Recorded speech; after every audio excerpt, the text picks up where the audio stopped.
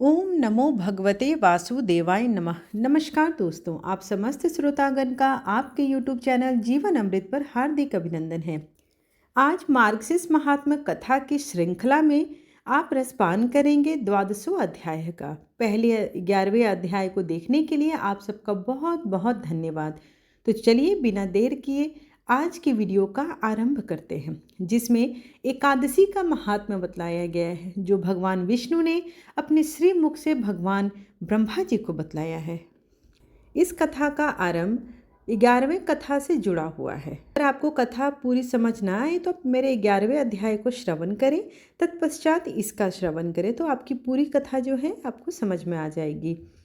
देव शर्मा ने कहा कि हे वत्स, सहसा केशव भगवान में तुम्हारी ऐसी बुद्धि हो गई है। इस कारण तुम्हारे पूर्व सैकड़ों जन्म के पाप नष्ट हो गए हैं।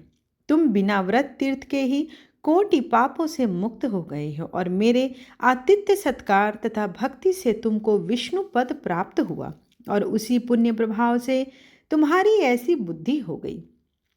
मैंने मन से ध्यान द्वारा विचार कर पूर्व जन्म के कर्म को जान लिया। हे वत्स, तुम पूर्व जन्म में ब्राह्मण थे जो अवंती नगरी में रहा करते थे। धर्म में परायण, सदा अध्ययनशील, सुशील और सदा व्रत करने वाले थे।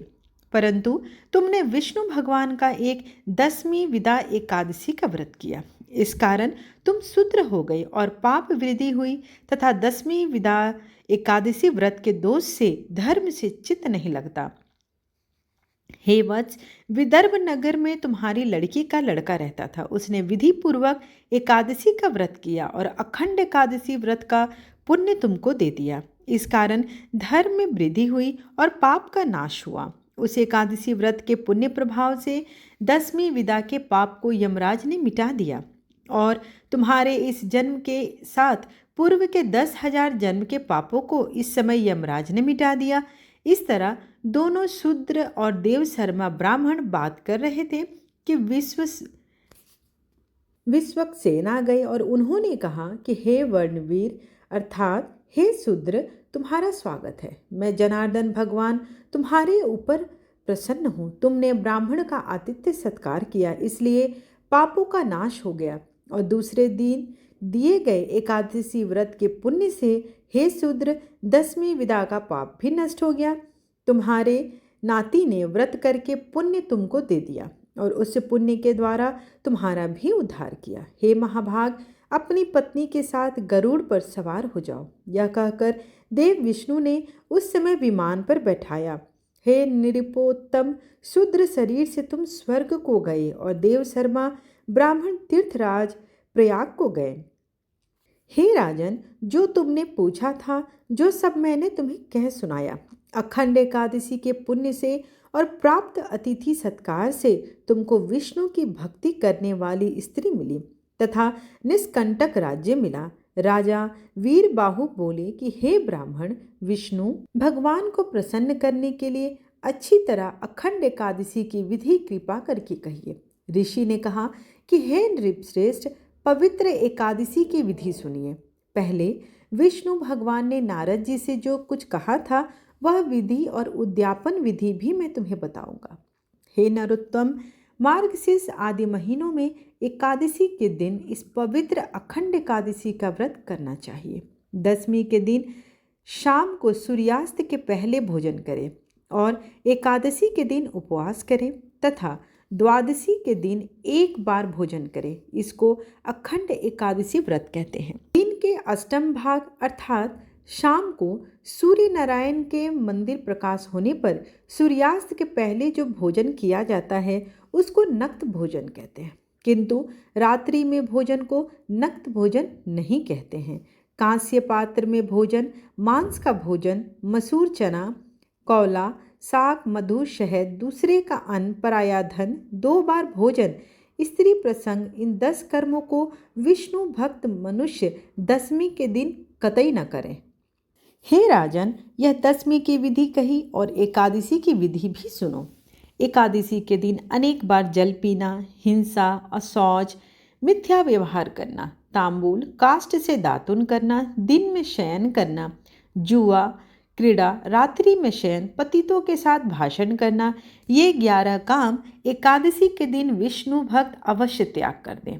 हे केशव, आपके प्रीत्यर्थ आज के दिन रात्रि के लिए नियम क्या है? हे देवेश, आज मेरे लिए स्त्री सुख न होगा और न भोजन सुख होगा, अर्थात इन दोनों का परित्याग किया है। परंतु हे पुरुषोत्तम, स्वप्न अवस्था में विकलवतावश भोजन हो जाए या दांतों के बीच उच्छिष्ट अन्न लगा रह जाए, उसके लिए हमें क्षमा कीजिए। उपवास का लक्षण कहते हैं कि पाप कर्मों से निवृत्त हो, जो दया दक्षिणा आदि गुणों के साथ वृद्धिकृत वास है, उसको उपवास कहते हैं, न कि उपवास द्वारा शरीर के शोषण को उपवास कहते हैं। विष्णु भक्ति पूर्वोक्त 10 काम और परान्न तथा शहद या मद्य और शरीर का मर्दन आदि काम द्वादशी के दिन अवश्य त्याग कर दे और यह कहें कि हे गरुड़ ध्वज, आज मुझे पाप नाशनी पवित्रा द्वादशी प्राप्त हुई है, अतः आज मैं पारणा करूंगा। हे गरुड़ ध्वज, आप मेरे व्रत से प्रसन्न हो जाएं। बाद में ब्राह्मण से कहें कि हे द्विजोत्तम, मैंने विष्णु भगवान के प्रसन्नार्थी एकादशी का नियम पालन किया है और आज मैं आपके प्रसाद से भोजन करूंगा। इस विधि से 1 वर्ष तक व्रत करें। जब वर्ष पूर्ण हो जाए तब भक्त उद्यापन करें। आदि में, मध्य में और अंत में व्रत का उद्यापन अवश्य करना चाहिए। जो उद्यापन को नहीं करता है वह कुष्ठी और अंधा हो जाता है। इसलिए अपनी श्रद्धा के अनुसार उद्यापन कर्म को अवश्य करें। यह उद्यापन पवित्र मार्गशीर्ष मास के शुक्ल पक्ष में करें। विधि को जानने वाले 12 ब्राह्मणों को 13वें विधिवेता सप्तनीक आचार्य को बुलाकर यजमान शौच आदि स्नान करके जितेंद्रिय होकर श्रद्धा से पाद्य, अर्घ्य, वस्त्र आदि से आचार्य का पूजन करें।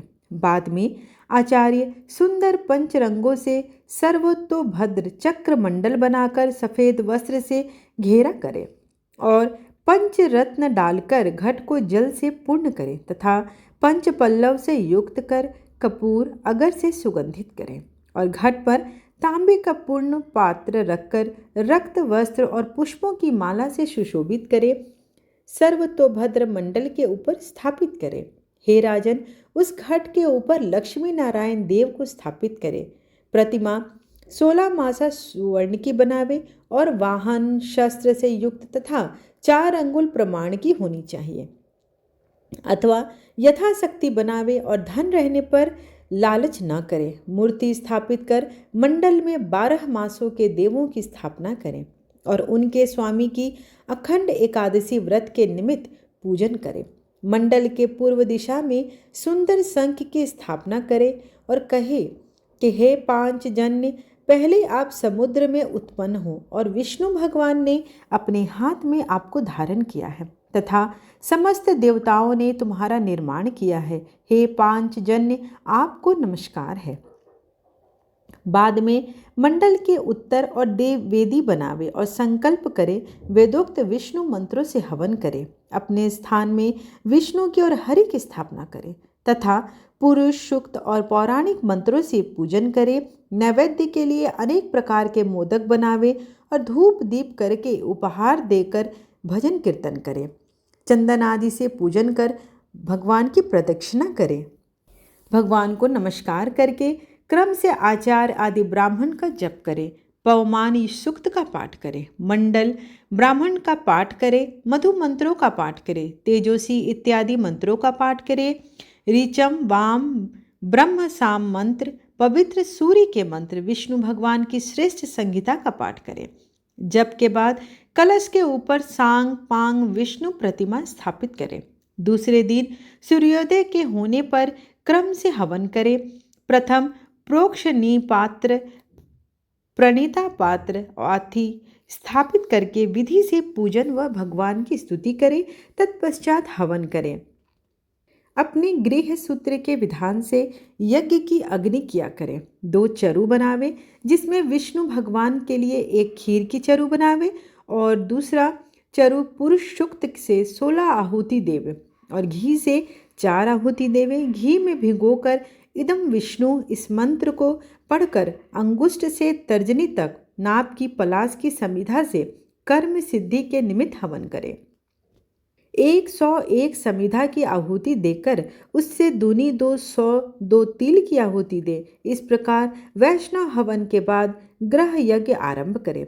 समिधा के सब चरु व तिल हवन क्रम से करे तथा दोनों हवन में स्वस्ति वाचन कर पूजन करे। बाद में रीति रिवाजों को धेनु आदि ग्रह दक्षिणा देवे और प्रधान देव के प्रत्यर्थ आचार्य ब्राह्मण को यथाशक्ति दक्षिणा देवे। दूध देने वाली गाय, सुंदर या सुंदर बैल का दान करें। 13 ब्राह्मणों को 13 तरह का अलग अलग दान करें। सप्तनिक आचार्य को वस्त्रों से महादानों से प्रसन्न करे और प्रधान कलश पीठ आदि को देवे। 25 घट जल भरकर वस्त्र सहित पारण के बाद रात्रि में ब्राह्मणों को देवे। 25 घट जल भरकर वस्त्र सहित पारण के बाद ब्राह्मणों को देने के बाद दक्षिणा देवे तथा बंधुओं को, इष्ट मित्रों को भोजन करावे और आचार्य को दक्षिणा सहित पूर्ण पात्र का दान करे, क्योंकि पूर्ण पात्र के दान से कार्य की पूर्ति होती है और उपवास, व्रत, स्नान, तीर्थवास का फल होता है।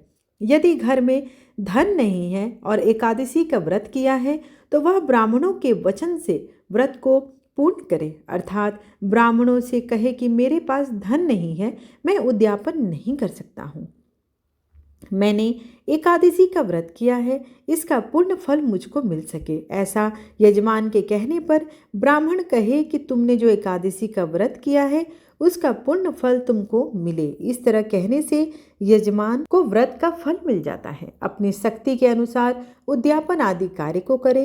हे पुत्र, मैंने यह सब अखंड एकादशी का व्रत तुमसे कहा है।